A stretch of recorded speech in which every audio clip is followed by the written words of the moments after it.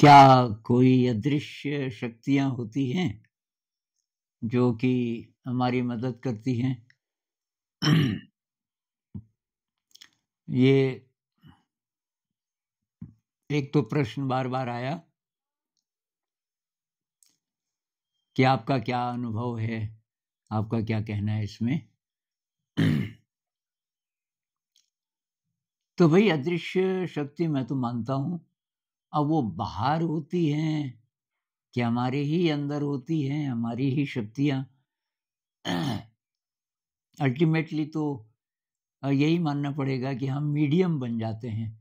कुछ ऐसे क्षण आते हैं कि हम मीडियम बन जाते हैं और वो जो हायर इंटेलिजेंस है उसको हम रिसीव करने लगते हैं और तब उसको अलग अलग रूपों में लोग देख सकते हैं, जिसमें अदृश्य शक्तियां भी हो सकती हैं। क्योंकि मैं जिंदगी में बहुत बार ये भटकने से बचा।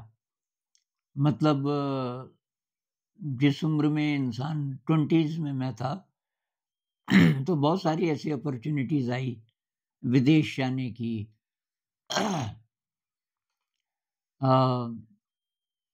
किसी विदेशी लड़की से बहुत दोस्ती और वो शादी वगैरह होने की ऐसी ऐसी अपॉर्चुनिटीज बहुत आई कि इससे नाम होगा, इससे फेमस हो जाएंगे। अब मैं कैसे बचता गया उन सब चीजों से, तो बाद में मुझे आश्चर्य होता है। एक घटना मैं सुना देता हूँ आपको। तो मैं शांति निकेतन में था और एक जर्मन लड़की थी, उससे थोड़ा दोस्ती हो गई। अब मेरी दोस्ती तो इसलिए हुई कि वो विदेशी थी और मैं अंग्रेजी सीख रहा था, तो अंग्रेजी बोलने के लिए थोड़ा सा अभ्यास हो जाता था। हालांकि उसको ज़्यादा अंग्रेजी आती नहीं थी, जर्मन को, लेकिन उसका शायद कुछ आकर्षण हो गया तो वो मेरे को ढूंढे।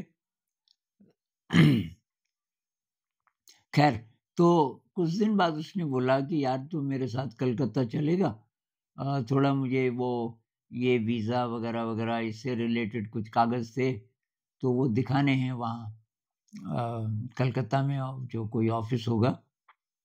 तो कलकत्ता में मेरी एक जानकार थी, वीणा अला से नाम था उनका। वीणा दीदी बोलता था मैं। दरअसल उन्हीं के फ्लैट में मैं रहता था शांति निकेतन में। तो कभी कभी शांति निकेतन आती थी, मराठी की हेड ऑफ डिपार्टमेंट थी। तो मैंने कहा वहाँ तो एक वीणा दीदी भी रहती है, उनके यहाँ हम रह लेंगे। तो चले गए। तो अगले दिन तो वीज़ा का काम तो उसका हो गया। जब हम वापस आ रहे थे तो एक जगह उसने बोला कि वो आर्मी का एरिया था और यहाँ की मुझे किसी को मिलना है। तो मैंने कहा तुम मिल के आ जाओ, मैं यहाँ खड़ा रहता हूँ कि नहीं, अब देर भी लग सकती है, 15-20 मिनट, आधा घंटा। तो यहाँ आप कहाँ आप खड़े रहोगे, मेरे साथ आ जाओ। तो खैर मैं अनविलिंगली चला तो गया उसके साथ। तो वहाँ गया तो वो महिला गायिका थी बहुत बड़ी। वो हेमंत कुमार जी का उस जमाने में एक ग्रुप था और उस ग्रुप में ये मुख्य सिंगर ये थी। और ये और देश भी जाती रहती थी अपने ग्रुप को लेके। तो खैर उस लड़की से तो थोड़ी बात हुई, वो मेरी तरफ देख रही थी। तो उसको हिंदी उसको कम ही आती थी। कब से हो शांति निकेतन? मैंने कहा जी हो गए, कुछ महीने हो गए। कि किछु गान टान जानो, कोई गाना वगैरह आता है, रविंद्र संगीत जानो? तो मुझे शायद 1 या 2 आते थे उस समय। तो मैंने कहा थोड़ा थोड़ा। अब हारमोनियम ले आई कि गाओ एक। तो हारमोनियम तो मुझे तब तक आता नहीं था बजाना। मैंने कहा जी हारमोनियम तो आप बजाओ। और पता नहीं बहुत दिनों से तो मैंने गाया नहीं, तो मैंने ये वाला गाना गाया शायद। ये अभी तो मेरी आवाज़ ठीक नहीं है। ग्राम छाड़ा ওই রাঙ্গা মাটির পথ, ऐसा ऐसा एक गाना है। আমার মন ভুলায় রে, गला ठीक हो जाएगा जरा तो मैं इसको गा के सुनाऊंगा आपको।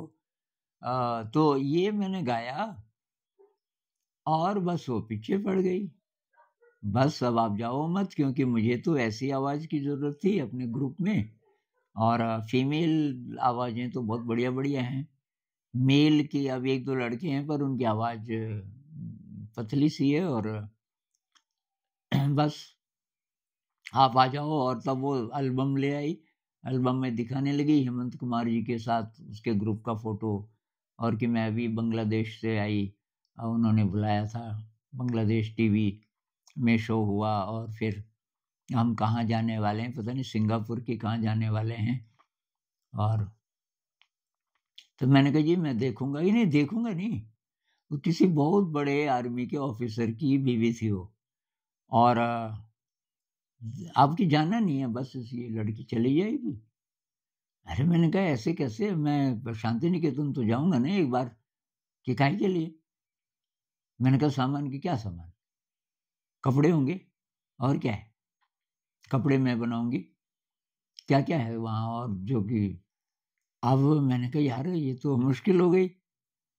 तो मैंने कहा एक बार मैं जाके मिलूंगा दोस्तों को। अरे नहीं की कोई जरूरत नहीं है, बस तो जा ही मत। अब उस लड़की को कहने लगी कि you go, Anand is not coming with you, he will stay here. अब मुझे लगा जैसे किसी पंछी को कोई जबरदस्ती सोने के पिंजरे में बंद कर रहा हो। मैंने कहा यार ना, मेरे पेट में ऐसी फीलिंग आई कि ये एक्सेप्टेबल नहीं है मुझे। जबकि उसमें जो जो उस समय मुझे अच्छा लगता था ना, उसमें पैसा भी था, पैसे का तो नहीं था मेरा, लेकिन घूमने का था। अब मैंने कहा ये देश विदेश घूमने का मौका मिलेगा, और गाने का तो था ही, मेरा शौक था। तो मैंने कहा धीरे धीरे संगीत, मतलब ये नहीं चल रहा था, कोई द्वंद्व नहीं था मन में, लेकिन एक अपॉर्चुनिटी की तरह भी मैं उसको देख सकता था। पर मुझे उसमें लगा बंधन बहुत ज़्यादा। तो उसको मैंने तब थोड़ा दृढ़ता से बोला, मैंने कहा यार एक बार तो मेरा जाना जरूरी है। तो कि फिर कब आओगे। अब मैंने कहा वो काम धाम निपटा के मैं आ जाऊंगा, कुछ कुछ लोगों को मिलना जरूरी है इसलिए।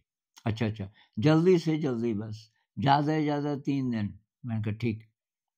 तो बाहर निकली तो ये जो लड़की थी विदेशी, वही इसकी आंखों में बहुत गुस्सा। यू गो विदर, उसको इंग्लिश कम आती थी, तो मैं भी उसको चिढ़ाने लगा। मैंने कहा it's a good opportunity, I might go when. तो तब मैंने कहा यार ये कहीं रो ना जाए, तो मैंने कहा नहीं यार नहीं जाऊंगा मैं। तब उसको खुशी तो हुई, पर कहने लगी कि कैसे ये तुम रिजेक्ट कर रहे हो ये मौका। मैंने कहा यार बंधन है इसमें बहुत ज़्यादा, ऐसा लग रहा है मुझे कि मेरा फ्रीडम खत्म हो जाएगा। तो अब मैं देखता हूँ कि मैं कैसे इतनी आसानी से बच गया। और ऐसे बहुत मौके आए मेरी ज़िंदगी में। एक बार मैं शांति निकेतन में बैठा था। ये वहाँ बैठने की बहुत सारी जगह हैं, क्योंकि किसी ज़माने में क्लासरूम्स बाहर होते थे, वृक्षों के झुरमुट, और उसके बीच क्लासरूम। क्लासरूम का मतलब रूम नहीं, मतलब क्लास की जगह। तो बैठने के लिए बेंच जैसे बने होते थे, और एक ब्लैक बोर्ड भी, ब्लैक बोर्ड सीमेंट का। तो मैं वहाँ बैठा था, मुझे बहुत अच्छा लग रहा था। और मेरे से करीब 15-20 फीट दूर एक आदमी था, उसके पास बहुत बढ़िया कोई कैमरा था, और वो मुझे बड़े ध्यान से देख रहा था। मुझे थोड़ी देर में पता चला कि ये मुझे ही देख रहा है। फिर मैंने कहा यार ये देख क्यों रहा होगा। तो मेरी दूसरी तीसरी बार उस पर नज़र पड़ी, तो वो मुस्कुरा के मेरे पास आ गया।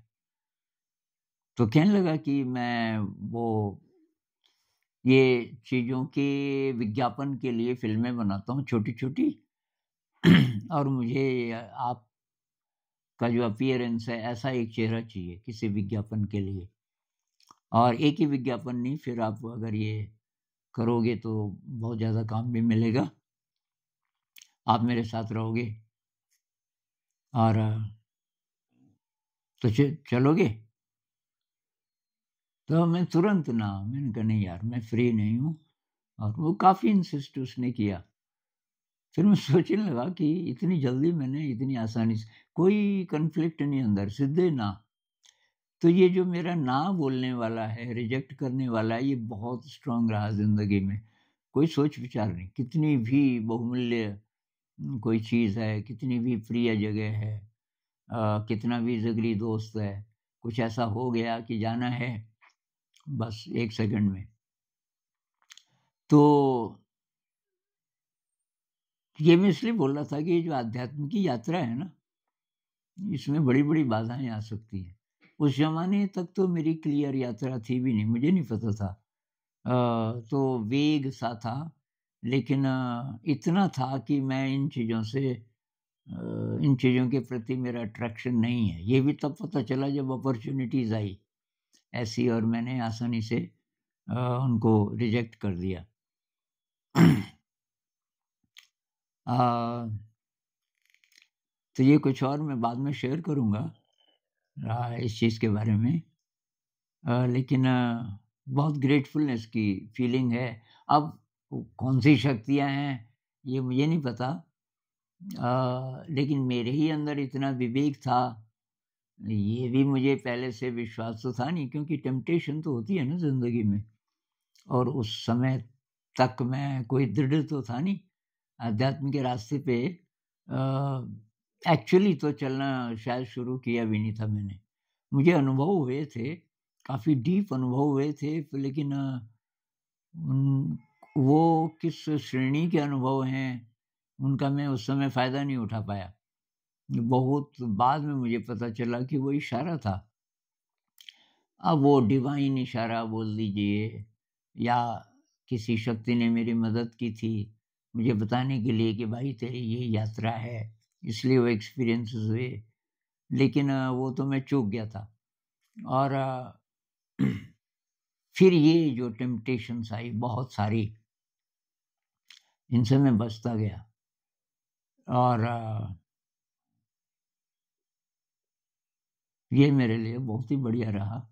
बस एक जगह मुझे लगी कि यहाँ सार्थक है और वो थी ये अभी जो एपीवी स्कूल की हमने शुरुआत की, इसमें नई फ़िलॉसफ़ी, ये मुझे लगा ये सार्थक है। और इसमें ना तो नाम था, इसमें तो बहुत ज़्यादा विरोध था लोगों का। लोग हँसते रहते थे, ये ऐसा स्कूल होता है? ये ना तो प्रार्थना करते, ना तो लाइन में बच्चे खड़े होते, इत्यादि क्रिटिसिज़्म बहुत ज़्यादा। कहीं से कोई एप्रिसिएशन नहीं और मुझे ज़रा भी 1% भी इसका कोई इसकी कोई चिंता नहीं। मैंने कहा मुझे मालूम है मैं क्या कर रहा हूँ और फिर मेरे साथ जो साथी थे एकदम एप्रिशिएट कि हाँ ये और बच्चे बहुत खुश। बस मेरी दुनिया यही थी। मैंने कहा बच्चों को पसंद आ रहा है, टीचर्स को पसंद आ रहा है हम जो-जो कर रहे हैं, तो इसका मतलब ये सब सही चल रहा है और मुझे तो पसंद आ ही रहा था। अभी इतनी बात करते हैं। बीच-बीच में मैं कुछ और बातें बताऊँगा जो शायद मैंने अपनी लाइफ़ स्टोरी में नहीं बताई। लेकिन मुख्य थीम ये है कि भई बड़ी-बड़ी टेम्पटेशंस आ सकती हैं इस रास्ते पे। किसी भी साधक के सामने ये चुनौतियाँ तो आती होंगी। उस समय टेस्ट होता है कि कितने दृढ़ आप हैं, कितना काम आपने कर लिया इस जन्म में या इससे पहले जन्मों में। ये जो सांसारिक चीज़ों से आकर्षण होता है, उससे आप कितने मुक्त हुए कि नहीं हुए। नमस्कार।